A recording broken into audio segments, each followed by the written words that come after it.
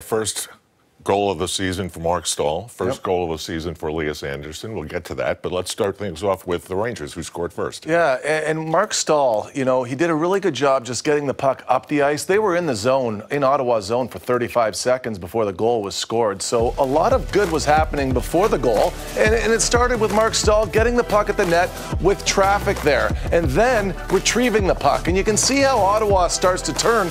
That's why Zibanejad here, he calls for that reverse. Make no mistake, he calls for that, and now you're on the other side of the ice, and that opens up ice now in the slot area for Mark Stahl. Zibanejad now smartly passes it because Andersson goes down, and that's exactly the moment that you pass the puck when you're playing against a goaltender like Andersson. He barely gains an inch, and Stahl, all he's got to do is deposit the puck in an open net, but I think there's a lot of awareness there and a lot of awareness over the 35 seconds. It wasn't just the puck across the goal line that I liked on that goal. Almost immediately, we heard the Mark Stone effect. Boy, he was a great player tonight for Ottawa. So they tie the game 1-1, and look at the journey the Rangers go on now to the second goal. Boy, there would be some frustration. Yeah, there was a lot of transition offense, too, from the Rangers through this hockey game. Both goals in the third period happened on transition, and when you get the puck back and you're in the zone and you're cycling through and you're looking for stuff, you've got to be able to get there and stay there. And it's a lot of timing here where the Rangers are getting the puck back and posts are being hit. I mean, you're looking at goals here, Al. These are goals. Zibanejad drills it. Howden, that's a goal. There's no way that doesn't end up in the back of the net if it hits the net. And then you see the Rangers again have Zibanejad in the third period where Andersson doesn't even move. You know, he doesn't even move on that one. And Elias Andersson later, he gets this transition here where you see his game now taking shape as far as his design on what he wants to do when he gets in the zone. Strome carries the puck across the middle of the ice, which is great, but it really gives everybody time to get into the crease. I thought that was going to be close. I wasn't sure there, Al.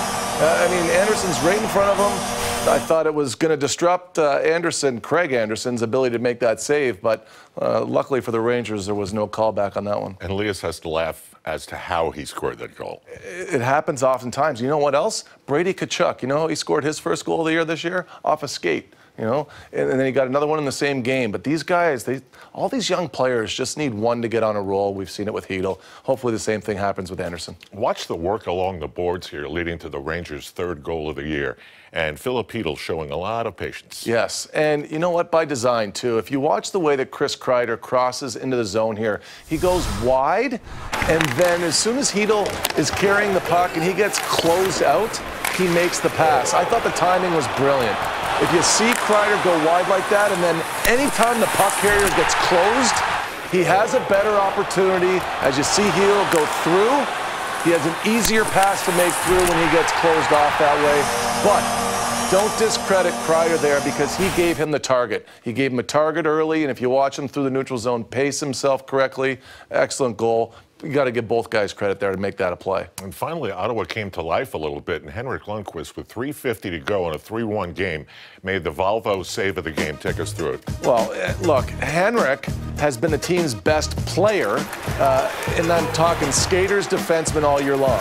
Out of the skaters, I'm going to say Hayes, but these are huge plays because of the time of the game, the score of the game, and Henrik's ability to track the puck through all of this chaos. Because Ottawa had a push here.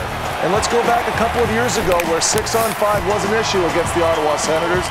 And sometimes that's in the back of your mind. You know, there's a storyline there. So Henrik had to put that aside as well. But I'll say physically, mentally, and technically, he was the strongest player in that last 5-7 minutes. Rangers take it 4-2.